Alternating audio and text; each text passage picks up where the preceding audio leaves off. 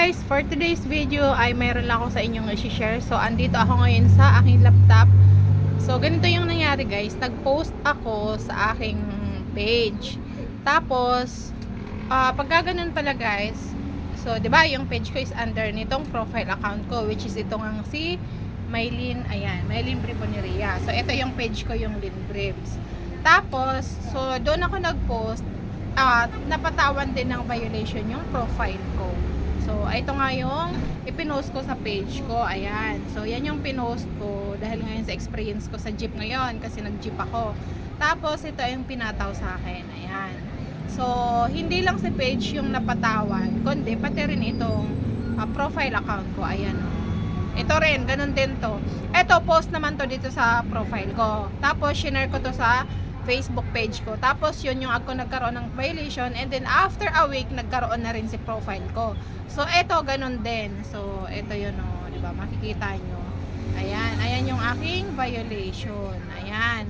Tapos pag clinic mo 'yan, ayan yung nakalagay diyan. Ayan, basahin niyo na lang. Tapos ayan na yung nakalagay. Oh, ayan, ganyan. Tapos eto pa, oh. Tapos pagka huli-huli na, ganyan na yung mangyayari, oh. Sorry, something went wrong daw. So ibig sabihin sila talaga yung nagkamali, hindi ako. Tapos meron pa ako sa inyong papakita. So 'di ba, ililipat tayo sa page ko. So 'di ba, yan profile ko. So lipat tayo dito sa aking Facebook page. So ngayon dito sa Facebook page ko, ayan yung ipinataw. So nag-appeal na ako diyan. And then pag clinic, ayan makikita nyo, 'di ba? Ito yung page, pinost ko kanina. Ayan. So yan na siya. Ayan. Yun na yun. Oh, 'di ba? Tapos nag-appeal na ako niyan. And then may suggestions dito na mag-appeal daw ako sa dito. Ayan, nag-appeal na ako dito sa oversight board. Ayan, yan yung ano ni Facebook. Hindi daw yun ano sa Facebook. Hindi dito daw ako. Parang ano to, isang grupo kung saan nag-ano ng mga post. Basta something about ibang ano to guys.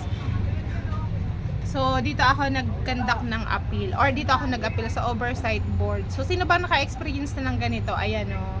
Ayan. So diyan inano ako ni Facebook. So ayan, basta naguguluhan na ako kay Facebook guys. Nakakaasar na talaga, promise. So diyan ako nag-appeal. So binasa-basa ko na rin yung ano diyan. Ayan, yung mga case status ganyan. So dahil nga sa inaipataw sa akin. O di ba? Kaya ingat-ingat talaga kayo guys, kasi pagka kahit yung page status ko okay naman, tingnan mo ha, tingnan niyo yung page status ko. Ay, ayan account. Ayan, account status, di ba? No restriction 'yan. No restriction 'yan, guys. Ayan. Kahit pagpunta ko doon, no restriction. Pero